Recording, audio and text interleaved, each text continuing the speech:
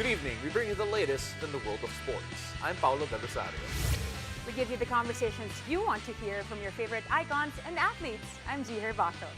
Watch the game live and our past episodes on demand on the Pilipinas Live app for just 149 pesos a month. Available for download on Google Play or the App Store. Buckle up, sports fans. Let's get in the game.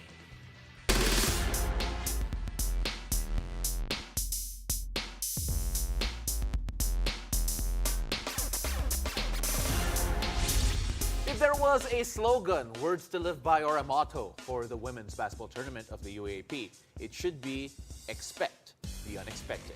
In just 2 weeks of action, we've witnessed several heartbreaks, upsets, big victories for all the squads in the UAAP Women's. Now, joining us to pick her favorite game so far in Season 86 is Gilas alumni and UAAP analyst Raiza Dy. Hello, hello. Welcome back to the show. And this has been a very unexpected, we said it, strange, I don't know. How would you describe this early women's season? Definitely, hindi ko inaakala na, well, the UP beat NU, the defending champion. Not only the defending champion, but seventh-time defending champion NU last Sunday. So, hindi pa ako makaget over on that game. Pero I'm really happy for the UP community. Yeah, let's focus on that first because you take a look at what UP have been doing right now. And, well, ako, outside looking in, admittedly, medyo nagugulat sa ginagawa ng UP ngayon. What makes them so special? What made that game against NU so special? I think what's special is wala silang superstar. Okay. So they are relying on the system, more of the system. So they really move the ball well. I saw a lot, probably 2 games ng UP, and I liked what I saw. They just moving the ball around, and alam nila kung saan sila pupwesto, and they are really sticking to that system. I guess, as you said, no superstars, but who do you see as the leader so far in this system? I would say the veteran Justin Domingo. Okay. Yeah, she had a really good game, opening game. I think she had 18 points on her first game. And then when I saw her playing, it's just really composed. As a leader, dinidirect niya on the floor yung mga teammates niya. Yeah, you know, you take a look at that game against NU. UP won that 72-69. Itong si Favor Ono, 18 and 15, a double-double. Reminds me of Jack back in her pump. Yeah. Really? Just that numbers-wise, reminds me of Jack in terms of the numbers that she put up. But then also debuting Lona Ozar, also performing well. You take a look at these pieces, and sabi nga ni Danica Jose in a previous episode here, this UP team looks for real. Yeah, definitely. I think I could say na they are really going into the Final Four. But, well, it's too early. But, of course, seeing them play the last games, I think they're gunning for the title as well. Okay, let's shift back to NU since after this UP loss, they bounced back versus UST. So far, what has been the changes that they've made?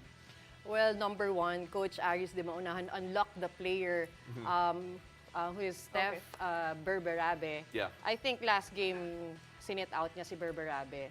So, siguro just to see the games, how does it goes. And kanina, actually, I covered that game kanina. And I really saw the impact of Berberabe. She forced so many turnovers against UST. Yeah. Again, 76-64 over UST. The three-point shooting, 34.8% itong NU. And getting the win there. Camille Clarin with 10-4. Angel Sorada with 11 and 11. Carl Pingol also. The veterans, in other words, working for NU. Gaano kalaki yung bounce-back win for NU? Considering that, okay, is this the end of an era para sa NU Lady Bulldogs? I can't say if it's an end of an era because I'm sure meron pa rin yung experience nila as a champion team. Right. So, this is the second year of Coach Aris de Maunahan, and I talked to him before the game kanina, and he said that they're gonna move on from the loss last Sunday. Yeah. They're gonna try their best to be a better player and to be better as a team kanina. It feels like, and may na humahabol na talaga yung mga ibang teams in terms of talent, in terms of experience. We're seeing other Gilas members coming from other schools as well. Sa palagay mo ba that's the biggest factor considering that NU no longer have, I guess, a monopoly of the blue chip talent sa women's division? Yes, syempre the likes of Jack Animam, Afril Bernardino, wala na sila. So, I think they're really sticking on lahat. Generally, they're sticking and banging on their system. You know, I don't want to talk about this next game, Z, pero kailangan natin. So I'll let you lead this one in because Masakit ba, Pao? hanggang Masakit ngayon, ba? nasasaktan pa rin ako. Oo. All right, let's talk about Ateneo's win over LaSalle. Okay. All right, so overtime win, 87-80. Ano nangyari doon? All right, so I also covered that game, my first Okay. ever cover in the UAAP. Congratulations. Yeah, Yes. thank you. And alam mo, it's really a different vibe. When you say Ateneo, when you say LaSalle, parang championship yung Iba vibe. talaga, Yeah. In no? the Pag gym. rival. Oh, especially, I'm so blessed na experience ko overtime. The LaSalle forced an overtime against Ateneo. And pati ako nadadala, nanunood na lang din ako sa game eh. So, it's just really very nice experience. And even if you're not coming from LaSalle or Ateneo, talagang you're looking forward to a game like Ateneo-LaSalle rivalry. You know, I'm looking at the numbers here. 41.9% from 3 itong LaSalle, 34.6 yung Ateneo, and yet panalo yung Ateneo. Ano nangyari sa overtime period na yun? What was the biggest difference between these two teams? I guess big factor is si Calago, which is under the radar. Alam natin that they have Casey De La Rosa, Jazz Hoson, Yeah. who is syempre part of the Gilas, Yeah. one of the best female ballers here in the Philippines. But I think nakalimutan nila na may Janice Calago ang Okay. Ateneo. You mentioned si Calago, but then do you feel that, again, yung mga star names, or at least for those who are uninitiated, will look at si Casey De La Rosa, will look at Jazz Hoson. Gaano kalaki yung role ni Calago sa team na to? I think I would say siya yung spark plug for the team. And of course, in the absence of Jazz Hoson at that time because nakafocus sa kanya yung defense eh. So, Yeah. I really appreciate the game of Calago. It's just, she's everywhere on the floor. It's funny how we... din. Oo, pwede na. Raiza, really appreciate you being here. Again, congratulations on your first coverages, and we cannot wait to talk to you soon. Thank you very much. Thank you. All right, after the break, some fresh faces in the PVL joins us in the latest edition of The Lineup. Stay tuned. You're watching The Game.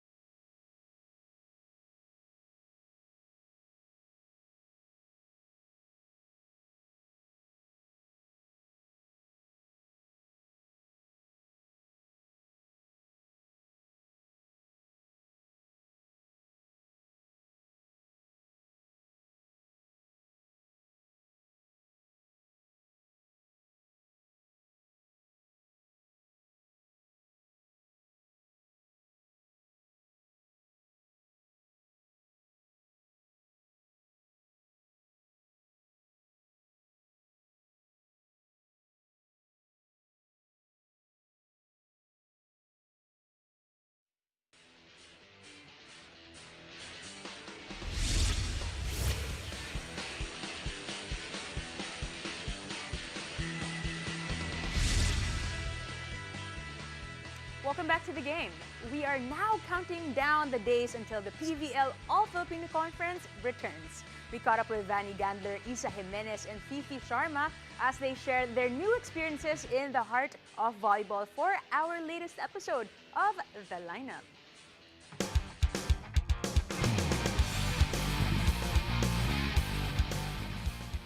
PVL is right around the corner. My name is Melatuna and with me are the new faces in the PVL. We have Ysa Jimenez, Vanie Gandler, and Fifi Sharma. Hi girls, welcome to the game. Ayan, so mga newbies, pero si Ysa actually, hindi siya new sa PVL.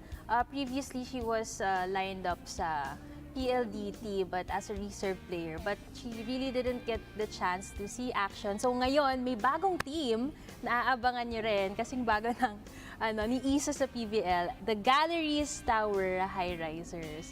So Ysa, sige, tell us more about this new team.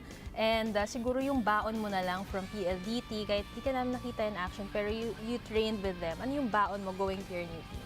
Actually, super happy kasi Coach Lerma po na pumunta nga po sa team niya, ganyan. And happy po kasi nga po sobrang pinagkatiwalaan niya po talaga ako na pumasok sa team. And But now, ano naman yung i-expect nila sa pagbabalik ni Ysa Jimenez?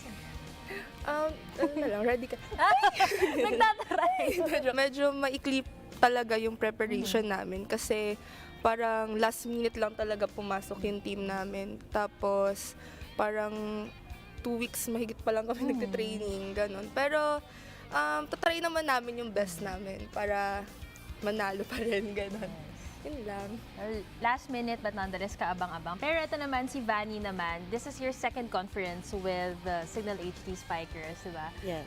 And last time we saw you played limited minutes but very quality minutes. So what can you say about that first conference experience and how different do you think will you enter the second conference with Signal? Yeah, the first conference was a great experience for me. It's my goal that conference was really to learn from my ates because they're all veterans. So I think that really happened, and I'm sure coming into this conference I have a bigger role, so it's exciting din for me. Wow, parang may patis na dun sa bigger role. Head coach ka na ba? Joke lang. Ganun ka-big pala. Pero you know what, just recently, when we also did one of our interviews, I found out na super idol mo pala si Ces Molina, who's now your teammate. And it's so nice to see na our younger players, they get to be teammates with their idols na in the same team. So, kamusta naman yung ganung experience? How inspiring is it na dati pinapanood mo lang sila? And then, Like I said, I used to watch them play. I really used to watch Ate's highlights so I could learn from her. Now I can learn from her directly, but it's not just how she plays, but their attitude and training. Every time they come in, they've been in the league for so long, but every time they come in, I can see that they really want to improve, like every little detail. So for me as a rookie, I'm like, okay, wow, I'm so far from there, yet I have so much to learn. So yeah. I think that's super vital also, especially sabi mo nga may bigger role ka na. So all the learnings on and off the court, abangan natin yan kay Vanie. But ito, our legit rookie talaga, si Fifi Sharma. So last time we saw you na sa bench, sa sideline, supporting Akari, but you didn't play yet. But now, how does it feel na finally you're gonna play in the pro? Of course, first of all, it's super exciting to think na I'm entering a new chapter in my life with people who I actually gel good with. So, ayun, just overall really exciting and super looking forward ako to playing my first pro conference. Wow. And syempre, I think a lot of volleyball fans are really looking forward because, Akari constantly improving, very aggressive in recruitment. And just recently, the news broke that your former teammate in LaSalle will be joining you, si Justin Hazareno. Yeah. So how does it feel in your team? Meron ka mga ate, sila din. You have former rival in Faith Nisperos, and then meron ka ding former teammate. So kamusta yung ganong gelling with you? Actually, I think it's all falling into place for Akari kasi first of all, it feels safer for me na I have a former teammate by my side because at least we know how we work inside of the court and we know we work well together. So it provides some sort of security for me na someone has my back and someone's experiencing the same parang kaba na ma-experience namin this coming season. Ay, this coming conference. Sorry, pro na pala ako. So, ayun, I'm excited lang to play with Justin again. And, of course, super excited to play with Faith and everyone on the team. And speaking of exciting, lahat kami excited na mapanood kayo. Pero before we let you go, one word na i-expect namin sa inyo, each para dito sa upcoming conference. Ikaw, Fifi, go. Oh my gosh, pressure. Siguro, fun. Fun. Okay, Vanie. Wala ka kapaisip. May surprise na dapat. It's not one word eh. Sige, go. Go lang. I'll fight then. Fighter. Ako, siguro this conference, sabi nga ni Fifi, it will be fun. So sa akin, yun nga, exciting. Exciting? Okay, so si Ysa May ay exciting laging- siya kasi nga, ang daming teams nga po, di ba, na sumali ngayon. So kami nga po yung pang 12 na pumasok. So, yan, this will be very exciting. Yes, sila ang dark horse, kumbaga. So we're very excited for your run this upcoming PVL conference. And for more info and more features on your favorite athletes, just tune in the game.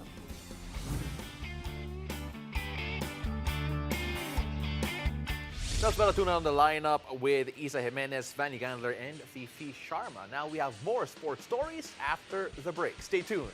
You're watching The Game.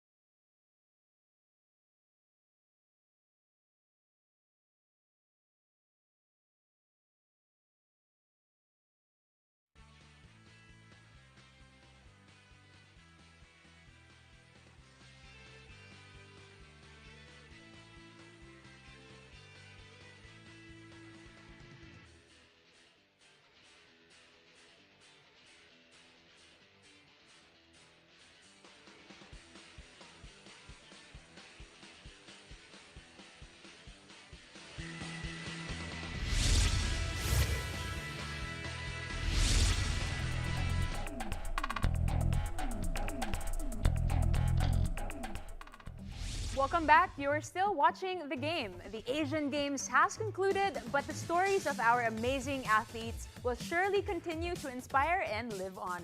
Here to share with us some stories from the sidelines is our Asian Games correspondent, Paolo Del Rosario. Ni hao!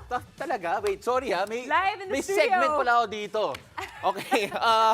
Yes, no, ni hao. You Yes, said ni it hao. appropriately, right? Yes. Still can't believe the Asian Games is know. done. We were there for around 20 or so days. So congratulations to Team Pilipinas and of course all our broadcast team members and everyone here at home bringing the games to everyone here. All right, let's get to it, Pao. Let's talk about three sporting events Yeah. that has been, everybody has been talking about. Let's start with Brazilian Jiu-Jitsu Yeah. with Meggy and Annie. Can you share us how was it, Meggy again recovering from the whole year that has happened Yeah. and then now bagging the gold once again? So let's start off with Meggy. Meggy's a very interesting case because see Meggy, the last time we actually did see her represent the Philippines was during the Southeast Asian Games kung saan she competed in a weight class above and she hyperextended her knee in the gold medal match and she came off injured. Now, she goes into this Asian Games coming off a bronze back in 2018 and she goes into this one as a world champion and going into this one with a bit of illness. She pulled her hip in the semifinals. She had a fever the night before, so everything was going against her. But there she was, showing off her quality as a world champion, winning the gold. At grabe yung iyak niya after the entire competition. Sabi niya kasi that apart from all the personal struggles, the Asian Games gold means so much more because winning a gold for the Philippines, winning the gold in the Asian Games means you win it for the Philippines. It counts for something in terms of the medal tally. Kaya grabe yung bigating expectations. And of course, yung saya. Then she won the gold. I mean, that kind of gives me how EJ had battled through his COVID and then, pulling a gold eventually. But how about Annie? Kamusta siya nun? Yeah, si Annie felt the same way in the sense that in terms of the struggles, in terms of the expectations, she did not do so well in 2018 in the last Asian Games. Whereas itong si Annie was very honest in her post-game interview after she did win the gold, because she admitted to having anxiety problems after her failure back in 2018. Sinasabi niya that she would break down in tears during training. Sometimes when she feels like she's not good enough, there would always be moments wherein she felt like she was letting herself down, letting down yung talent level niya. Kaya iba talaga, sobrang mabigat yung dala ni Annie going into this one. And her succeeding in the way that she did just was so vindicating para kay Annie. I mean, everybody in tears after those matches. Pero like, how did they manage mentally, again, first Asian Games and then successful results? Yeah, you talk to them, it's more about the focus. They talked about yung preparation nila going to this one. Very proper in preparation nila. Foreign training camps, foreign exposures. They were used to international competition. And here, it was all about executing and performing to the level that they know that they're capable of. All right, let's jump to boxing. Yumir Marshall, Nesty Petesio, and Carlo Paalam. Yumir qualified in this tournament for the Paris Olympics. Oh my gosh, I'm still having goosebumps right now, Pao. Sabi nga ni Yumir that it should have been gold, diba? Yung silver niya. Pero buti na lang that they only needed the silver to make it to the Paris Olympics. Sabi nga ni Yumir, hindi lang to silver, ticket papuntang Paris. And I asked Yumir, do you know how to speak French? Sabi niya, no. Bonjour? Bonjour. Yan na lang. Oh, croissant. Croissant. Croissant. Yes. How about Nesty and Carlos' journey? How was it? A lot of people were wondering bakit hindi nag-medal rounds or at least naglumaban sa finals itong si Nesty and then si Carlo Paalam. The problem with this particular type of a competition is that walang seeding based on rank. So you're going to, the draws are all random. So itong dalawa, si Carlo and si Nesty in particular, got very tough draws. Si Carlo Paalam had to beat 2 bronze medalists sa World Championships and then only lost to the gold medalist in a new weight class. So para kay Carlo, he is learning already what it takes to beat the best in the world in this experience. And of course, for Nesty, same thing happened. The draw didn't fall favorable to her. But our boxers will still have a chance to qualify for the Paris Olympics come February. Still a bright future ahead for our boxing team. And of course, last but not the least, the Gilas Gold. Ito na naman, Gilas pag-usapan natin. Look, Gilas Pilipinas, a lot of people understand. We've talked about it so much already. Yung players here, the coaches. Yung gusto kong ikwento is the impact sa China mismo. Because we go around to the different venues. Yung mga volunteers, lumalapit sa amin, sabi, Philippines, basketball. Because for China, basketball is one of the best spectator sports there. I see. So you could win 200 medals, gold medals in the Asian Games. Pero kung natalo ka sa basketball, men's basketball, a sport that they expected to finish the gold in, syempre yung impact doon, iba talaga. It reverberated throughout the community.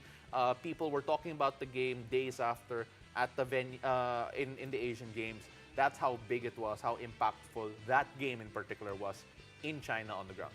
All right, again, welcome back and congratulations for a successful coverage of the Asian Games. Thank you. Pao, if there was one word to describe this whole experience, what would it be? The word would be miraculous, because for so many of our athletes who did succeed, a lot of them did not have that expectation or had to go through so much adversity personally or maybe even from external factors to achieve what they achieved. So congratulations to all our athletes. Congratulations to everyone who played a part in their success. All right, thank you to our correspondent. But that's the time that we have for tonight. I've never been part of this this type of exchange, but thank you very much. Interesting. Very interesting. Ayoko. I want to be the host again. All right, that's it for tonight. Thank you for joining us. I'm Zihir Basho. Catch us weeknights here on One News and on the Pilipinas Live app, where you can watch us live and our past episodes on demand for just 149 pesos a month. Available for download on Google Play or the App Store. I'm Paulo Del Rosario, and this has been The Game.